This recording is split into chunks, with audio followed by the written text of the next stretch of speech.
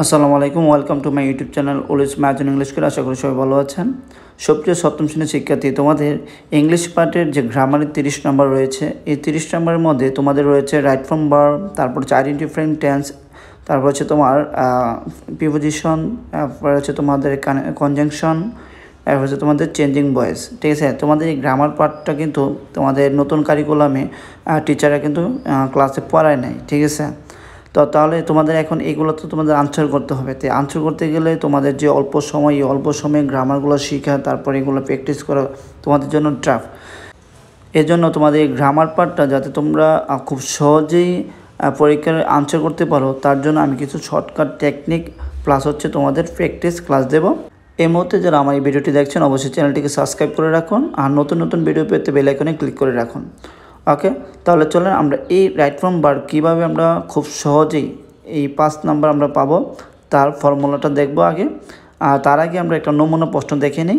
ঠিক আছে, ওকে, এখানে দেখো এই যে পার্ট সি গ্রামার পার্ট, এখানে থেকে তোমাদের শুরু। এই 4 নং প্রশ্নে তোমাদের রাইট ফ্রম ভার্ব আসবে। ঠিক আছে, তো এই রাইট ফ্রম ভার্বের এখন মনে করো তুমি বাংলা পারো না, তারপর হচ্ছে তুমি গ্রামারের নিয়ম জানো না, তো সেই ক্ষেত্রে তুমি কিভাবে এই শূন্যস্থানগুলো পূরণ করবা। তো এই জন্যই আমার ভিডিওটা তুমি সম্পূর্ণ দেখতে হবে, কারণ সম্পূর্ণ ভিডিওটি দেখলেই তুমি কিন্তু এই ধরনের যে শূন্যস্থানগুলো পরীক্ষা আসবে তুমি কিন্তু অনায়াসে আনসার করতে পারবা। ওকে, তাহলে তার আগে এখানে এই যে আমাদের ভার্বগুলো দেওয়া আছে, দেখো প্রত্যেকটা শূন্যস্থানে একটি করে ভার্ব দেওয়া আছে। তো এই ভার্বগুলো কখন কোথায় কিভাবে তুমি কি বসাইবা, এটার জন্য আগে হচ্ছে কিছু নিয়ম, আমি 4টা নিয়ম তৈরি করেছি তোমাদের জন্য শর্টকাট, কারণ রাইট ফ্রম ভার্বের অনেক নিয়ম। ঠিক আছে, তা তোমরা যেহেতু ছোটো ক্লাসের, এই কারণে এই 4টা নিয়মের মধ্যে দিয়ে তোমাদেরকে মোটামুটি একটা ধারণা দেবো, এবং এর মধ্যে থেকে আমরা কিভাবে এই রাইট ফ্রম ভার্ব শূন্যস্থানগুলো পূরণ করব সেই জিনিসটি আজকে আমরা শিখব। ঠিক আছে, তাহলে চলো আমরা আর দেরি না করে নিয়মটা আগে দেখি, নিয়মটা দেখার পর আমরা এই শূন্যস্থানটা পূরণ করব। ঠিক আছে, ওকে, এই যে আমাদের রাইট ফ্রম ভার্ব। ওকে, এই রাইট ফ্রম ভার্বের আমরা প্রথমে হচ্ছে রুল নাম্বার হচ্ছে 1, আমরা এখানে মোট 4টা নিয়ম নিয়েছি। দেখো, সাবজেক্ট যদি সিঙ্গুলার হয় ভার্ব হবে সিঙ্গুলার, সাবজেক্ট যদি প্লুরাল হয় ভার্ব হবে প্লুরাল। ওকে, তবে অনেক ক্ষেত্রে টেন্স অনুযায়ী ভার্বের পরিবর্তন হয়। একটা তো আছে তোমার সাবজেক্ট সিঙ্গুলার হলে ভার্ব সিঙ্গুলার, সাবজেক্ট প্লুরাল হলে ভার্ব প্লুরাল, আবার অনেক ক্ষেত্রে টেন্স অনুযায়ী কিন্তু ভার্বের পরিবর্তন হয়। এটা আমরা যখন এক্সারসাইজ করব তখন কিন্তু এটা তুমি নিয়মটা অনায়াসে বুঝে যাবা। তারপর আমি একটু বলে রাখি, যেমন তুমি যদি বলো, যেমন হি গোস টু স্কুল। ঠিক আছে, এখন দেখো এই যে হি হচ্ছে থার্ড পারসন, এরপর হচ্ছে তোমার এখানে ভার্বের প্রেজেন্ট টেন্স, কিন্তু ভার্বের সাথে এস বাই এস যুক্ত আছে। ঠিক আছে, এখন যদি তুমি যেটা দে গো টু স্কুল, এখানে দে থার্ড পারসন হওয়ার পরেও ভার্ব কিন্তু আমার ভার্বের সাথে কিন্তু এস বাই এস যুক্ত হয় নাই, কারণ কেন, দে হচ্ছে আমার প্লুরাল। এই কারণে সাবজেক্ট যদি সিঙ্গুলার হয় ভার্ব হবে সিঙ্গুলার, সাবজেক্ট যদি প্লুরাল হয় ভার্ব হবে প্লুরাল। ওকে, এরপরে দেখো 2 নম্বর রুলটা। 2 নম্বর রুলটা কি বলছে, পাস্ট পারফেক্ট টেন্স বিফোর, মানে বিফোরের যদি যুক্ত যে সেন্টেন্সগুলো থাকবে, বিফোরের আগে হচ্ছে পাস্ট পারফেক্ট টেন্স হবে, আর বিফোরের পরে হচ্ছে পাস্ট ইনডেফিনিট টেন্স হবে। ঠিক আছে, এটি তোমাদের মুখস্থ রাখতে হবে। এরপর হচ্ছে আফটারের নিয়মটা, আফটারের আগে থাকবে পাস্ট ইনডেফিনিট, আফটারের পরে হচ্ছে পাস্ট পারফেক্ট। ওকে, এরপর হচ্ছে তোমার প্রিপোজিশনের পর ভার্ব আসলে, এখানে কতটা হবে, ভার্ব আসলে তাহলে ভার্ব প্লাস আইএনজি হবে। ঠিক আছে, প্রিপোজিশনের পর যদি কোনো ভার্ব আসে তাহলে হবে এটা ভার্ব প্লাস আইএনজি হয়ে যাবে। ঠিক আছে, যেমন অফের পরে হচ্ছে তোমার গো আসছে, তখন এটা যখন আনসার করতে যাবো তখন এই গো হয়ে যাবে গোয়িং। ঠিক আছে, ওকে, এরপর 3 নম্বর যে নিয়মটা, 3 নম্বর নিয়ম হচ্ছে এন্ডের আগে একটা নাউন, এন্ডের পরে একটা নাউন থাকবে। হ্যাঁ, এটা হচ্ছে নাউনের ক্ষেত্রে। তারপর হচ্ছে এন্ডের পরে একটা অ্যাডজেক্টিভ, এন্ডের পরে একটা, এন্ডের আগে একটা অ্যাডজেক্টিভ, এন্ডের পরে একটি অ্যাডজেক্টিভ। এটা হচ্ছে অ্যাডজেক্টিভের ক্ষেত্রে। এন্ডের আগে হচ্ছে একটি অ্যাডভার্ব, এন্ডের পরে হচ্ছে একটি অ্যাডভার্ব, এটা হচ্ছে অ্যাডভার্বের ক্ষেত্রে। ঠিক আছে, এই সিকোয়েন্সটা মেনে চলবে। এরপর হচ্ছে তোমার রুল নম্বর 4, মডেল ভার্বসের পরে can, could, shall, should, will, would, may, might, এগুলো হচ্ছে আমাদের মডেল ভার্ব। এদের পরে ভার্বের বেস ফর্ম বসে, মানে বি ওয়ান ফর্ম বসে। ওকে, এরপর হচ্ছে তুমি কিছু কিছু টেন্স আছে, এই টেন্সগুলো তুমি কীভাবে চিনবা, ঠিক আছে। এর মধ্যে হচ্ছে প্রেজেন্ট ইনডিফিনিট টেন্সের চেনার উপায়। যদি ওই সেন্টেন্সের মধ্যে always, regularly, often, daily, usually, every যুক্ত শব্দ, যেমন এভরিডে, এভরি মর্নিং এরকম যদি থাকে, তাহলে সেই সেন্টেন্সটি হচ্ছে মনে করবা প্রেজেন্ট ইনডিফিনিট টেন্স।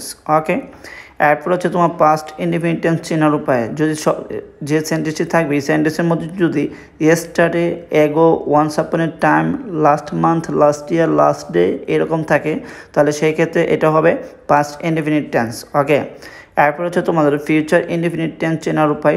সেক্ষেত্রে নেক্সট মান্থ, নেক্সট উইক এরকম থাকবে, তাহলে তুমি এটা ধরে নেবা ফিউচার ইনডিফিনিট টেন্স। এরপর হচ্ছে তোমাদের প্রেজেন্ট কন্টিনিউয়াস টেন্স চেনার উপায়। যদি সেন্টেন্সের মধ্যে নাও থাকে, অ্যাট দিস মোমেন্ট থাকে, ডে বাই ডে থাকে, তাহলে মনে করবা এটা হচ্ছে প্রেজেন্ট কন্টিনিউয়াস টেন্স।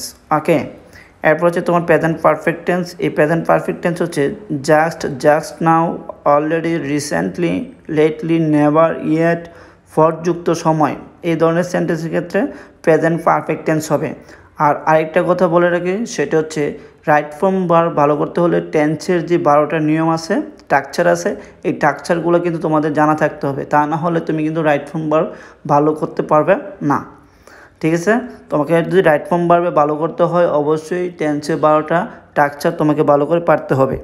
ওকে, এখন চলো আমরা এই নিয়মের উপর ডিপেন্ড করে আমরা ওই যেই প্রশ্নটা দেখেছিলাম সেই প্রশ্নটা এখন সলিউশন করব। ওকে, আমরা আবার 4 নং প্রশ্ন চলে আসলাম সলিউশন করার জন্য। তাহলে দেখো এখানে আমরা অল্প সময় শেষ করে দেবো এটা।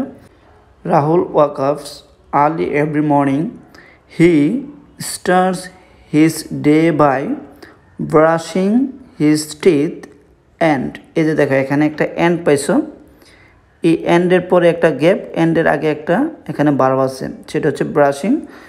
ওকে, দেখো এরপরে একটা ভার্ব আছে ইট এ হেলদি ব্রেকফাস্ট। ওকে, তো আমরা জানি যে প্রিপোজিশনের পরে যদি কোনো ভার্ব আসে সে ভার্বটা আইএনজি যুক্ত হয়ে যায়, ঠিক আছে। তাহলে এখানে এই যে বাইয়ের পরে এখানে হচ্ছে ব্রাশিং, ঠিক আছে। তাহলে অ্যান্ডের পরে এখানে একটা ভার্ব আছে, তো এই ভার্বটাকে আমাকে আইএনজি যুক্ত করে দিতে হবে, ঠিক আছে। তাহলে এখানে ইট হয়ে যাবে ইট, ঠিক আছে। এরপরে দেখো বি নম্বরটা দেখো, ইয়েস্টারডে, এখানে দেখো শুরুতে আমাদের ইয়েস্টারডে আছে, তাহলে এটা কোন টেন্সে আছে? ইয়েস্টারডে থাকলে এটা হচ্ছে পাস্ট ইনডিফিনিট টেন্সে আছে। তাহলে এই যে ইট শব্দটা আছে, ইট শব্দটাকে আর কিছু চিন্তা ভাবনা করার দরকার নেই, তুমি কী করে দেবা এটাকে, ইটের পাস্ট টেন্স কি, ইটের পাস্ট টেন্স অ্যাট, অ্যাট, এটা বসাই দেবা এখানে বিতে। ওকে, এরপর দেখো আফটার ব্রেকফাস্ট হি, ঠিক আছে, he go to school where he learned এত। ওকে, দেখো এখানে পাস্ট টেন্সের ঘটনার পরে আমরা এখানে এরপরের ঘটনাটা পাস্ট টেন্সে নেব। তাহলে হি, এই গোয়ের পাস্ট ফর্ম কি হয়ে যাবে ওয়েন্ট, ঠিক আছে। গোয়ের পাস্ট টেন্স কি ওয়েন্ট, এই লার্নের পাস্ট টেন্স কী হবে লঞ্চ, LEARNT, লঞ্চ, ঠিক আছে।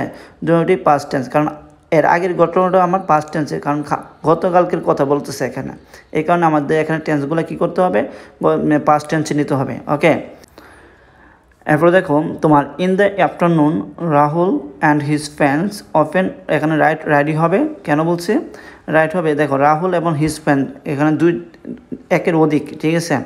একের অধিক হওয়ার কারণে এখানে প্রেজেন্ট ইনডিফিনিট টেন্স, এখানে এই কারণে ভার্বের সাথে এস বাই এস আর হবে না, এটা রাইটই হবে, প্লোরাল ফর্ম। এরপর দেখো হিজ ফ্রেন্ডস কি সিঙ্গুলার না প্লোরাল, এখানে প্লোরাল, ঠিক আছে, দেখো এস আছে, তাহলে এখানে এটা হবে শুধু ফিলই হবে, ঠিক আছে। এরপরে দেখো জি নাম্বার কি বলছে, Rahul finish his homework and reach a book before dinner. Okay, এখানে দেখো এই যে এন্ডের পরে ভার্বটা হচ্ছে প্রেজেন্ট টেন্স, তার মানে এখানে এই ফিনিশ শব্দটা, এই ভার্ব যে ভার্বটা আছে এই ভার্বটা আমাদের প্রেজেন্ট টেন্সে নিতে হবে। তার রাহুল এখানে আছে, রাহুল 3rd সিঙ্গুলার নাম্বার, এই কারণে আমার ভার্বটা কী হবে, ভার্বের সাথে এস বাই এস যুক্ত করতে হবে, তাহলে ফিনিশ হয়ে যাবে ফিনিশ, ঠিক আছে, FINISHESS।